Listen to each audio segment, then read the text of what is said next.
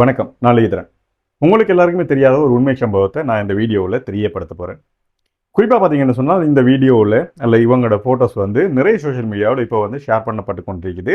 ஸ்ரீலங்காவில் இப்போ ஒரு புதிய ஒரு விஷயம் வந்து தொடங்கியிருக்கிறோம். நம்ம யாராச்சும் ஒருத்தவங்க அவங்க கைதிகளாக இருந்தாலும் சரி அல்லது குற்றவாளியாக இருந்தாலும் ஒரு அழகான ஒரு பெண்ணை வந்து பார்க்கும்போது அவங்கள பற்றி தேடுறோம், அவங்களோட விஷயத்தை வந்து ஷேர் பண்ணுறோம். இது வந்து இந்த முறை தான் முதலாவது இல்லை, இதுக்கு முதலும் இப்படியான விஷயம் வந்து நடந்திருந்து உங்க எல்லாருக்குமே தெரிஞ்சிருக்கும்.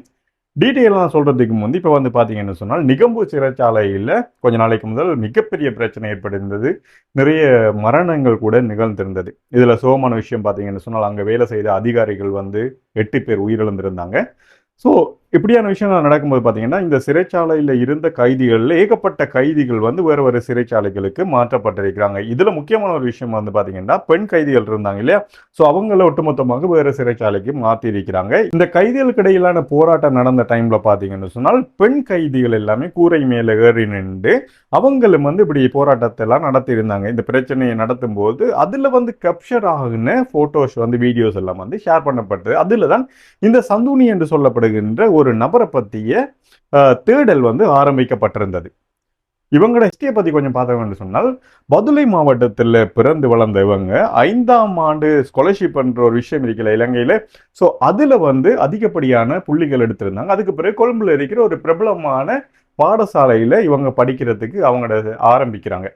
ஸோ இந்த டைமில் பார்த்தீங்கன்னு சொன்னால் மிகப்பெரிய அளவான அவங்களோட படிப்பில் வந்து நாட்டம் இருந்ததால் இவங்களுடைய ரிசல்ட்ஸ் எல்லாமே அதிகமாக இருக்குது. நல்லா படிக்கக்கூடிய ஒரு பெண் என்ற விஷயம் தெரிய வருது.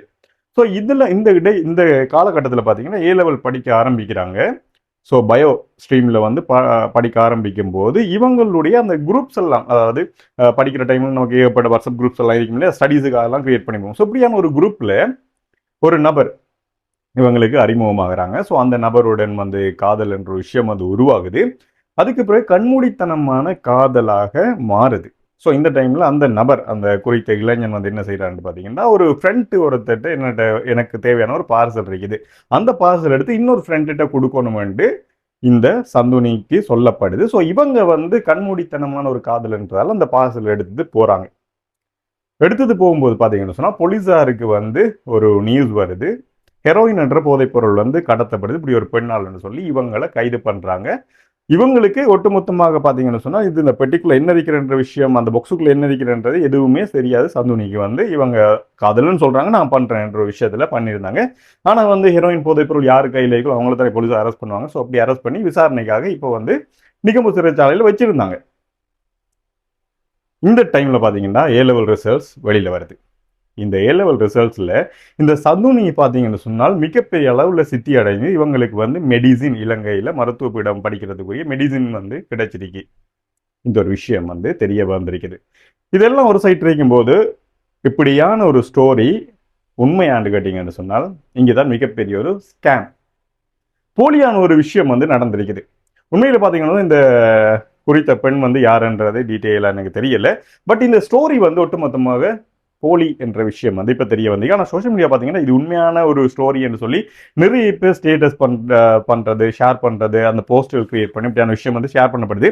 ஆனால் இதில் சொல்லப்பட்ட ஒரு ஸ்டோரியான அந்த இது கிரியேட் பண்ணதுக்குரிய ஒரு நோக்கம் என்னென்னு பார்த்தீங்கன்னு சொன்னால், படிக்கிற டைமில் நமக்கு அறிமுகம் இல்லாத ஒருத்தரை வந்து காதலிக்கிறது, லைஃப் வந்து கெட்டு போகுது. ஸோ இப்படி வந்து ஜெயிலில் வாழ்க்கையெல்லாம் போகுது. அதனால் வந்து நம்ம படிக்கிற டைமில் நல்லா படிக்கணும், இந்த அனாவசியமான விஷயத்தில் வந்து தலையிடக்கூடாது, நம்ம இதில் வந்து மாட்டிடக்கூடாதுன்றதுக்காக ஒரு கிரியேட் பண்ணப்பட்ட ஒரு விஷயமாகத்தான் இது இருந்திருக்குது. ஆனால் அது உண்மையா இல்லையான்னு நம்ம தெரியாமல் எல்லாருமே ஷேர் பண்ணுறோம் இல்லையா. ஸோ அதுக்காக இந்த வீடியோ வந்து நான் கிரியேட் பண்ணியிருக்கேன். இந்த விஷயத்தை கிரியேட் பண்ண அந்த நபரால் சொல்லப்பட்டதுன்னு பார்த்தீங்கன்னு சொன்னால் இது ஒரு அவேர்னஸை கிரியேட் பண்ணக்கூடியதாகத்தான் இந்த ஸ்டோரி கிரியேட் பண்ணப்பட்டிருக்கிறத தவிர இது உண்மையான ஸ்டோரி இல்லை.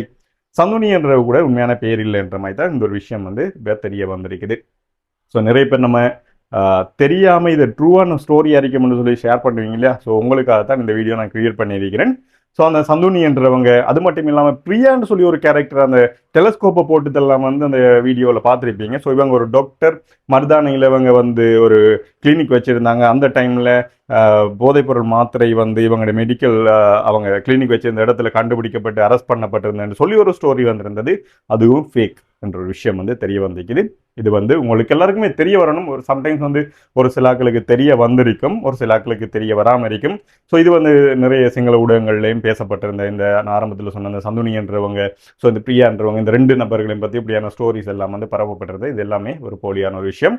இன்னும் இப்படியான சுவாரஸ்யமான விஷயங்கள் அல்லது வந்து உங்களுக்கு தெரியாத ஃபேக்கான விஷயங்கள்லாம் ஷேர் பண்ணப்படும். ஸோ அப்படியான விஷயங்கள்லாம் நம்மளோட சேனலை சப்ஸ்கிரைப் பண்ணி வச்சுருந்தீங்கன்னு சொன்னால் எனக்கு தெரிஞ்ச அளவுக்கு நான் தேடி உங்களுக்கு வீடியோ மூலமாக போடுவேன்.